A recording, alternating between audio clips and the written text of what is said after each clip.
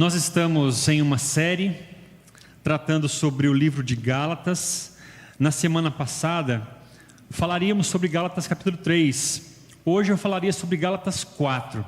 Mas foi pedido que eu trouxesse Gálatas capítulo 3 para não ficar incompleto. Então peço que você abra sua Bíblia em Gálatas capítulo 3, versículo 1. Gálatas capítulo 3, versículo 1. Dizem que uma das paixões dos brasileiros é o futebol.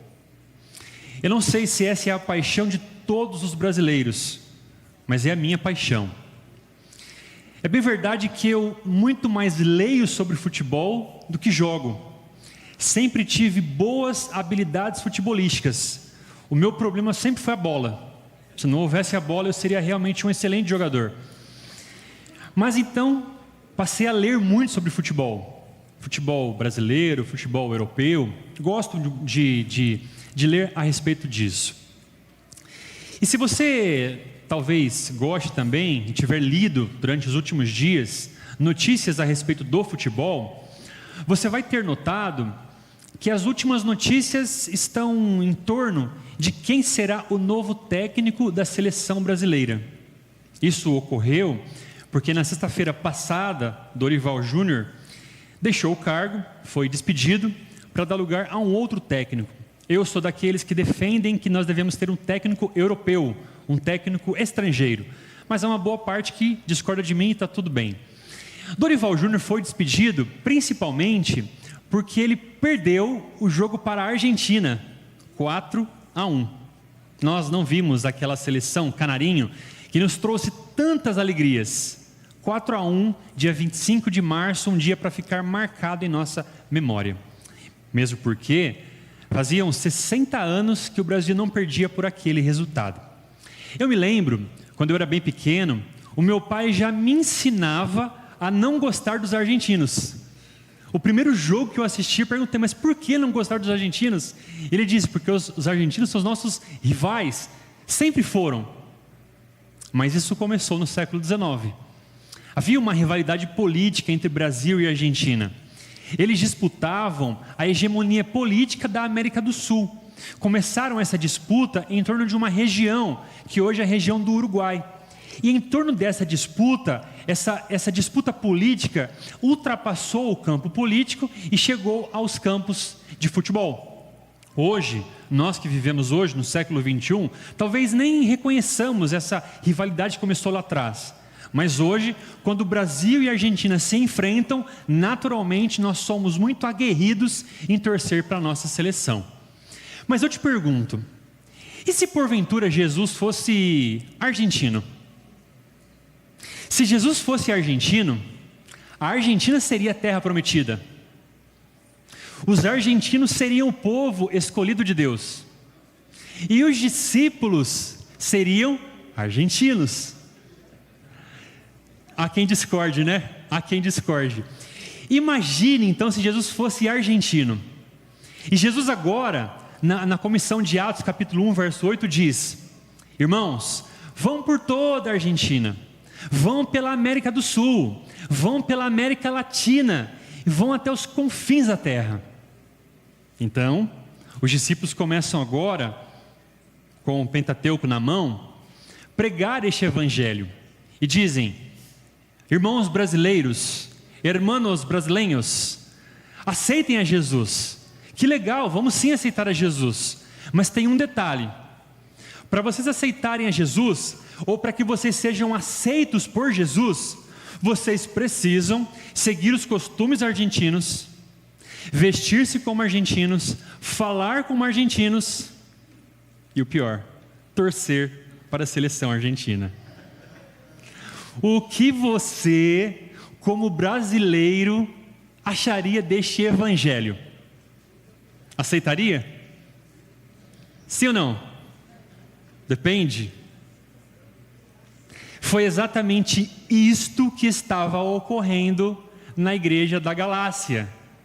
Uns irmãos judeus infiltraram-se entre os gentios, os irmãos da igreja da Galácia, e disseram para eles Se vocês querem pertencer ao povo de Deus, se vocês querem serem filhos de Abraão, vocês precisam seguir os costumes judaicos, as tradições judaicas, os ritos judaicos, como por exemplo a circuncisão.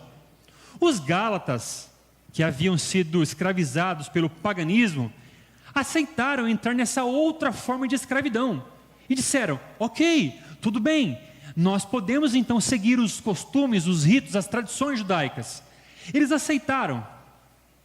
Quem não aceitou foi Paulo. E Paulo viu isso como uma distorção do evangelho da graça que ele pregou.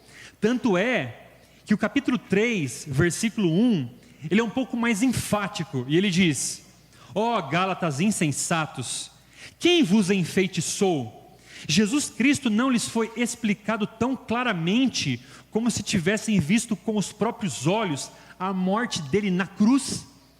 Gálatas insensatos, ignorantes, idiotas, quem vos enfeitiçou, vos hipnotizou, vos fascinou? O fascínio humano pelas leis, pela regra, pela ordem, não é de hoje, mas é muito peculiar, é muito próprio da nossa própria natureza. Veja o que disse um teólogo chamado Michael Horton: as nossas almas são programadas para a lei. Nós somos fascinados com a ideia de que podemos ganhar o nosso caminho para o céu e que podemos ser bons o suficientes para sermos aceitos por Deus. Naturalmente, somos avessos à ideia de que alguém vai fazer tudo por nós para nos achegarmos e estarmos diante de Deus. A partir dessa ideia, eu posso afirmar que nós vivemos, gostamos, supervalorizamos uma sociedade meritocrática. Nessa sociedade, construímos o nosso valor pessoal em torno das nossas performances. Nessa sociedade, nos escravizamos em torno do nosso próprio desempenho. Verso 2. Deixe-me perguntar apenas uma coisa: vocês receberam o Espírito porque obedeceram à lei ou porque creram na mensagem que ouviram? Será que perderam o juízo? Tendo começado no Espírito, por que agora procuram tornar-se perfeitos por seus próprios esforços? Será que foi à toa que passaram por tantos sofrimentos? É claro que não foi à toa. Volto a perguntar: acaso aquele que lhes deu o Espírito e realizou milagres entre vocês, agiu assim porque vocês obedeceram à lei ou porque creram na mensagem que ouviram? Esse feitiço, esse fascínio do ser humano pela regra, pela lei, a teologia chamou de legalismo. Essa mensagem de hoje é liberdade e legalismo. É importante abrir um parêntese aqui. Ao falarmos sobre legalismo, é muito comum que algumas pessoas confundam legalismo com santidade. Quando, por exemplo, um pregador vem tratar ou vem criticar o legalismo, algumas pessoas acham que está se criticando a santidade, porque se confunde legalismo e santidade, mas são coisas diferentes. Vou falar o que é legalismo, mas o que é santidade? A Bíblia detalha e define que o nosso propósito é sermos santos. Efésios capítulo 1, Paulo descreve: o propósito do ser humano é ser santo. Pedro vai dizer: sede santos como eu sou santo. Há um pedido de Deus: sejam santos como eu sou santo. A pergunta é: o que é santidade? Antes de dizer, preciso mencionar: há um paradoxo em torno disso. Que paradoxo?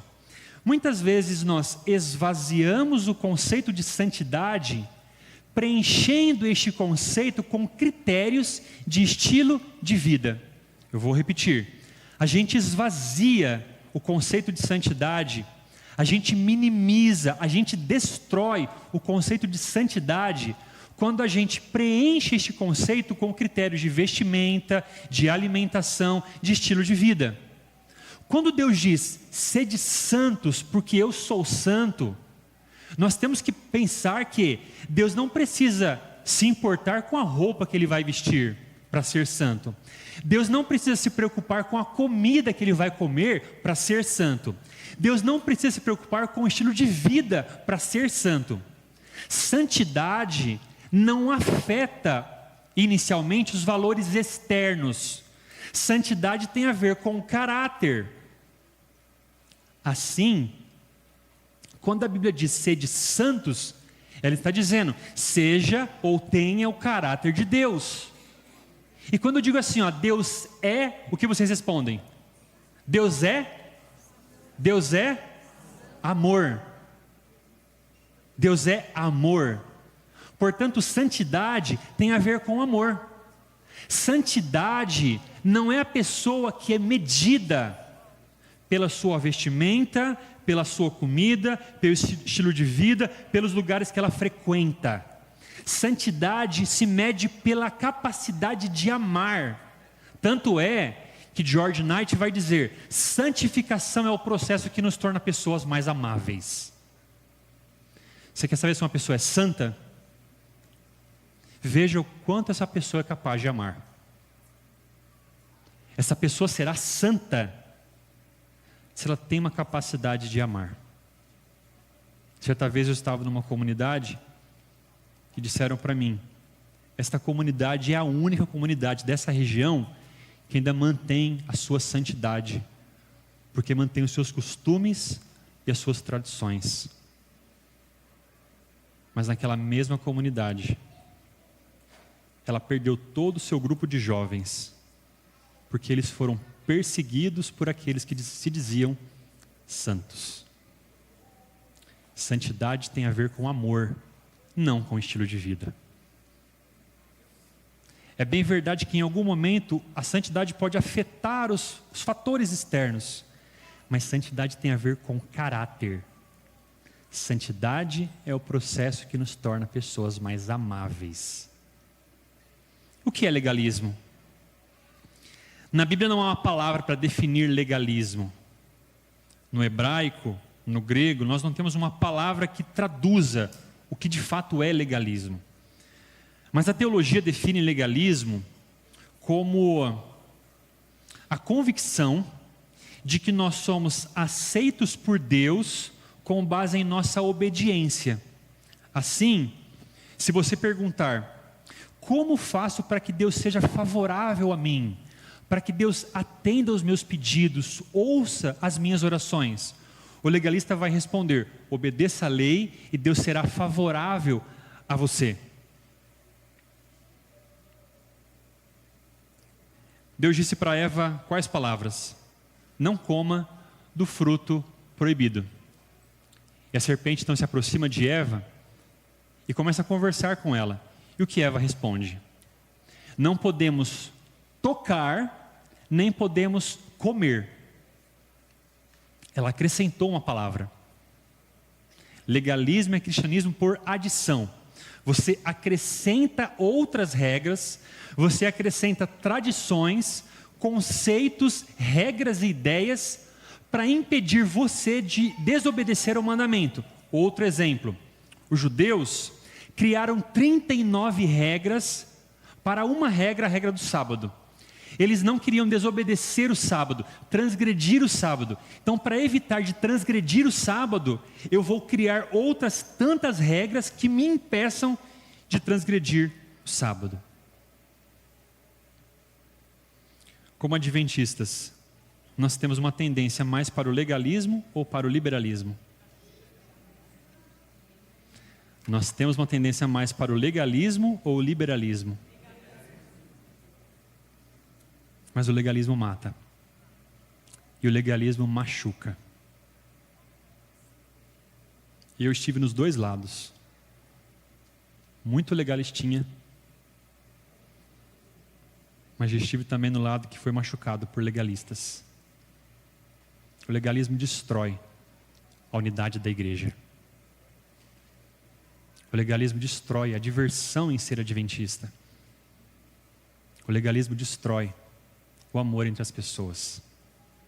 A pergunta é: como vencer o legalismo? Paulo é muito enfático no capítulo 3. Talvez seja o capítulo mais duro. E Paulo vai fazer 3 perguntas, melhor, 6, mas especialmente 3, que se unem às outras. Verso 2, primeira pergunta: como vencer o legalismo? Deixe-me perguntar apenas uma coisa: vocês receberam o Espírito porque obedeceram à lei ou porque creram na mensagem que ouviram? A primeira ideia é essa: troque a experiência com o legalismo no presente para a experiência de fé no passado. Troque a sua experiência legalista ou com algum legalista no presente pela experiência de fé no passado. Que experiência é essa? O texto pergunta: vocês receberam o Espírito pelas obras da lei ou pela mensagem que ouviram? Essa expressão receber o Espírito é uma expressão que remete ao batismo. Quando a gente faz o batismo aqui, a gente menciona para que você receba o Espírito Santo como uma garantia da vida eterna. Quando nos batizamos, recebemos o Espírito. A gente se batiza, a gente se compromete a viver uma vida com Jesus, a viver uma vida por Jesus. Deus é tão legal com a gente, Ele sabe que a gente não vai dar conta, mas Ele dá o seu Santo Espírito para nos ajudar a viver esta vida. Então a gente recebe o Espírito. Ele está dizendo: lembrem da experiência passada de vocês. Paulo começa o capítulo 1 e o capítulo 2 contando de sua conversão. Quando eu me converti, eu caí do cavalo. Deus apareceu para mim, me perguntou: por que você me persegue? Eu deixei de persegui-lo. Fui para a Arábia, passei ali 3 anos, depois fui para Jerusalém. Voltei a Jerusalém 14 anos depois. Paulo conta a sua experiência de conversão. No capítulo 3, ele vira a mesa e pergunta: Gálatas, e vocês? Como foi a sua experiência de conversão? Eu me lembro que quando eu me converti, quando eu me batizei, eu tinha 12 anos. E assim como eu faço, assim como vocês fazem, os meus pais também faziam. Eles procuravam de mim, exigiam de mim uma vida perfeita. A gente foi criado numa tradição religiosa bastante opressiva, vamos assim dizer. Fui colocado numa creche de irmãs, e essas irmãs eram bastante rudes, castigavam muitas vezes. Estudei num colégio depois, da mesma religião, e esse colégio também era um colégio bastante duro nos seus costumes, e meus pais exigiam de mim uma vida perfeita, um bom aluno, um bom filho, boas notas. Nós fazemos isso. Então a vida inteira, até os 12 anos, eu acreditei que tudo o que eu deveria conseguir era por mérito. Eu tinha que tirar boas notas, ser um bom filho, arrumar a casa, arrumar a minha cama, tudo por mérito. Se eu quisesse alguma coisa, seria por mérito. Mas aí quando eu chego no batismo, eu não fiz nada para conseguir aquilo. E naquele dia, as pessoas me abraçaram, as pessoas me elogiaram, me parabenizaram. Naquele momento, eu estava vivendo um momento na minha vida em que eu não fiz nada para merecer aquilo. Pelo contrário, na minha última semana, antes do batismo, eu assisti o meu último filme de terror, só que não. E disse assim: Deus, hoje, a partir de hoje, eu não assisto mais filmes de terror. Depois do meu batismo, eu vou assistir hoje, a última vez, depois do batismo não assisto mais. Mentira! Várias e várias vezes assisti filme de terror depois do batismo. Hoje não assisto mais, tá bom? Hoje eu tenho medo. Mas naquele tempo eu assistia. Não parei de fazer as coisas erradas que eu fazia. Então eu cheguei naquele batismo, cheguei naquele lugar sem merecer aquilo, fazendo muita coisa errada. Mas as pessoas estavam me parabenizando por eu ter me batizado. Eu fui fazer teologia, passei no vestibular, mérito. Fui chamado para o ministério, mérito. Fui ordenado, mérito. E eu que não tenho mérito para ver para onde eu vou parar. É mérito, é sempre mérito, uma sociedade meritocrática. E de repente, eu me lembro que houve um momento na minha vida que eu fui recebido pela graça, o meu batismo. O André falou agora há pouco sobre o sábado. Que coisa especial é esse momento, a gente chegar à igreja no sábado, Porque a semana inteira a gente está lá ganhando a vida, conquistando espaço, desempenhando, performando, mostrando o nosso valor. De repente chegamos na igreja no sábado. Chegamos à igreja no sábado. Descanso, tranquilidade. É lugar em que a gente relembra da graça de Deus, do descanso de Deus. E Paulo está dizendo, para você vencer o legalismo ou os legalistas, recorde a experiência que te trouxe aqui. A primeira tática para vencer o legalismo é essa, lembrança. Troque a experiência com o legalismo no presente para a experiência de fé no passado. Segunda e penúltima, verso 3. Será que perderam o juízo? Tendo começado no Espírito, por que agora procuram tornar-se perfeitos por seus próprios esforços? Queridos, o legalismo tem várias faces. A face que mais se adequa ao cristianismo é a face de dar manutenção para a salvação. Há legalistas que buscam a salvação, buscam a justificação pela sua obediência à lei. Há legalistas que impõem a sua opinião sobre outras pessoas. Mas há legalistas, e a gente se inclui nisso, que procuram dar manutenção para a sua salvação, ou seja, a salvação é pela graça, mas para eu me manter nessa graça, eu preciso obedecer aos mandamentos, desempenhar, performar, buscar a aceitação de Deus por meio da obediência. Assim, eu me alegro quando eu paro de comer queijo, eu me alegro quando eu paro de comer doce, quando eu paro de comer carne, quando eu passo a me vestir melhor, eu me alegro com as minhas conquistas espirituais, porque eu olho para a vida cristã como uma escada. Hoje eu subi esse degrau, hoje eu subi aquele, eu estou sempre pensando assim, olha o quanto eu estou crescendo, olha o quanto eu estou avançando, olha para a minha vida, o quanto eu já cresci e me desenvolvi. A gente olha para a salvação dessa maneira, mas está equivocado, porque Paulo vai apresentar um outro caminho.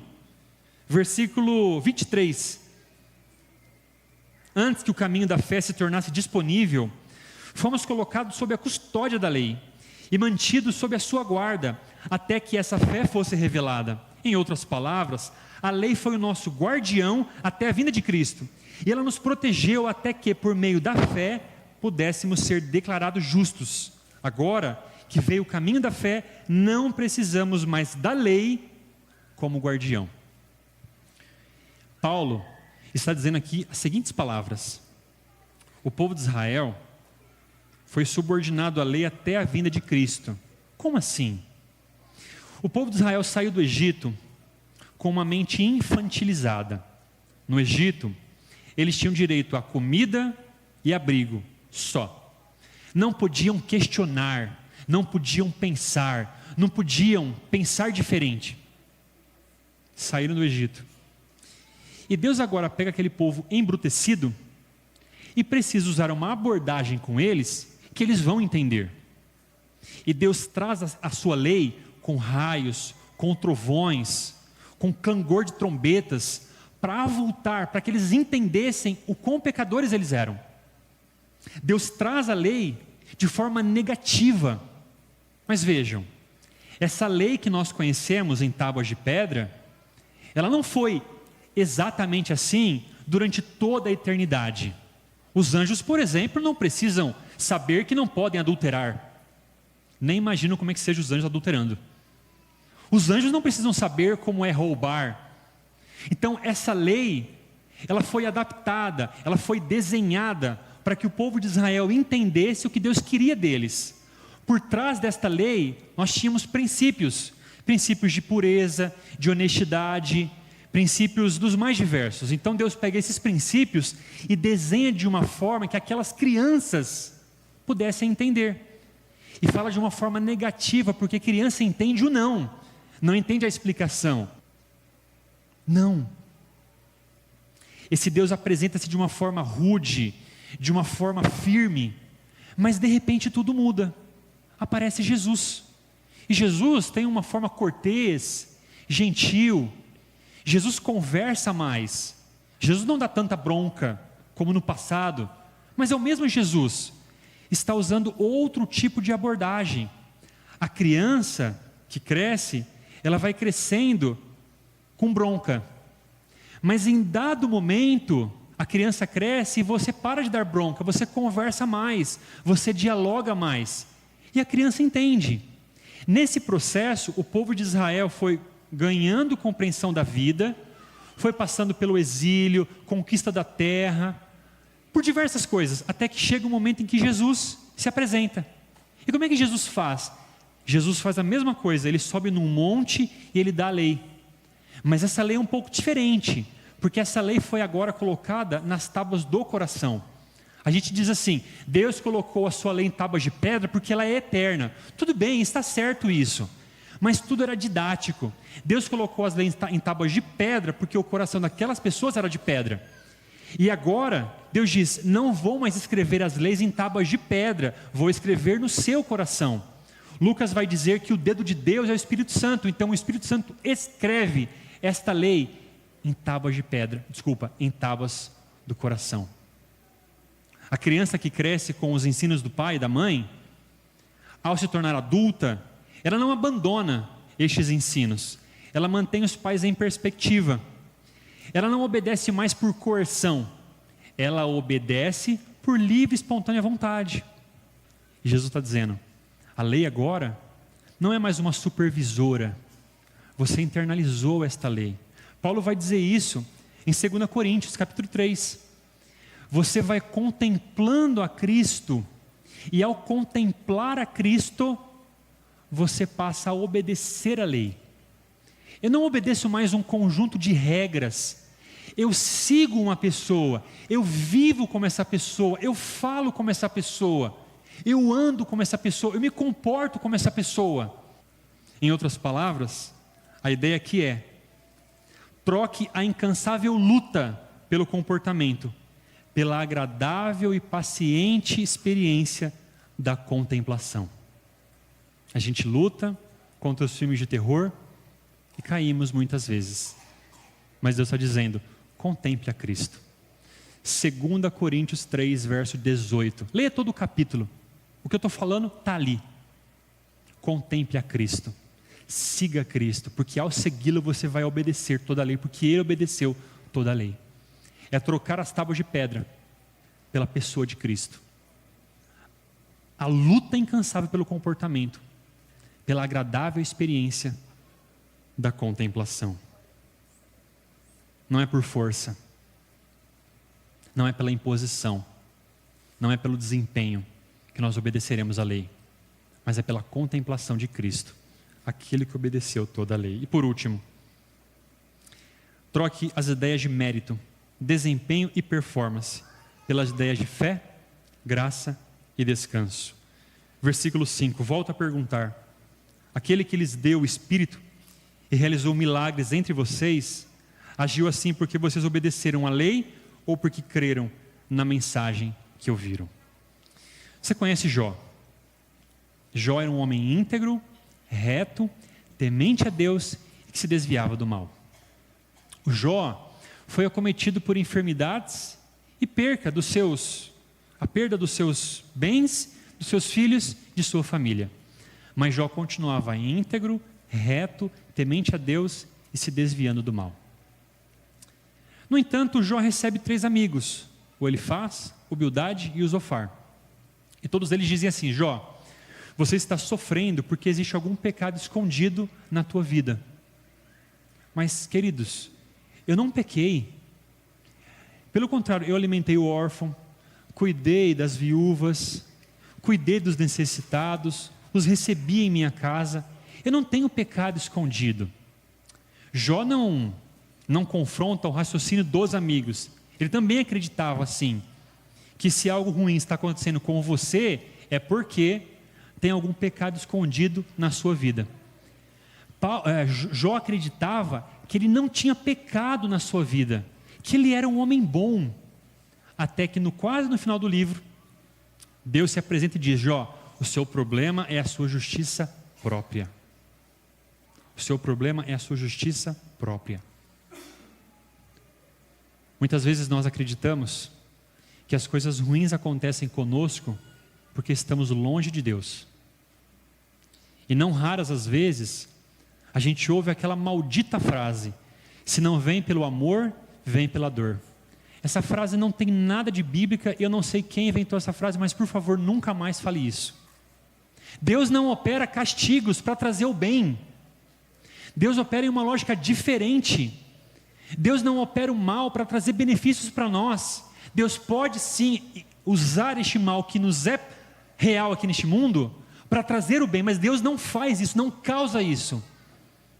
E Jó entendia errado, da forma como muitos nós entendemos. Não, o que você está fazendo de bom, não é por isso que Deus está abençoando você. Ele abençoa porque Ele é bom, porque a sua bondade nos persegue. E não é porque você está longe que Deus está amaldiçoando você, porque Deus está encantado com você. Deus é favorável a você. Esse é o ponto. Algumas semanas atrás, o meu filho, Álvaro, ele começou a brincar de uma brincadeira que ele aprendeu não sei onde. Não assiste TV, não vê tela, mas aprendeu. Aprendeu a atirar. Pegou as suas arminhas e começou a atirar. A minha esposa viu e falou assim: mas filho, meninos de Jesus não usam arma. Eu não estava nessa ocasião, ela estava, me contou. Meninos de Jesus não usam armas. Ele pensou e disse assim: mas mamãe, então eu não quero ser de Jesus porque eu gosto de armas. Ele saiu, minha esposa disse assim: então eu vou orar por você, para que você deixe de gostar de armas e passe a amar a Jesus. Não precisa orar por mim, eu gosto de armas e quero permanecer assim. Ele tem 3 anos. Ele saiu, voltou, alguns minutos depois: mamãe, será que a gente pode orar para eu deixar de gostar de armas? E eles foram até o quarto, ajoelharam-se ao pé da cama. Minha esposa me contou. E ele orou: Senhor Jesus, me ajuda a não gostar mais de armas. Na sequência, ele usou essa expressão: muda o meu coração. Mas não acabou aí. Porque na sequência, ou melhor, alguns dias depois, semana passada, ele pegou um papel filme, sabe aquele de embalar comida?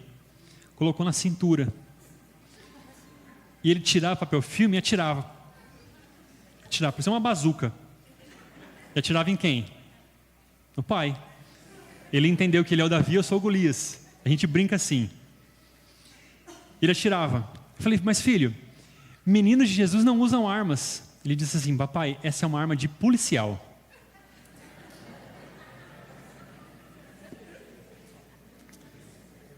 Só Deus pode mudar o coração. Você pode gostar de armas e pedir a Jesus que mude o seu coração, mas continuar atirando. Peça mais uma vez, e mais uma vez, e mais uma vez, e mais uma vez, porque não é sobre o seu desempenho, mas é sobre a graça dele que se derrama sobre a sua vida. Você pode gostar de filmes de terror. Você vai continuar assistindo, assistindo, assistindo e assistindo. Peça que Ele mude a sua vida. Não é sobre armas, não é sobre filmes, não é sobre roupa, não é sobre estilo de vida. É sobre a graça.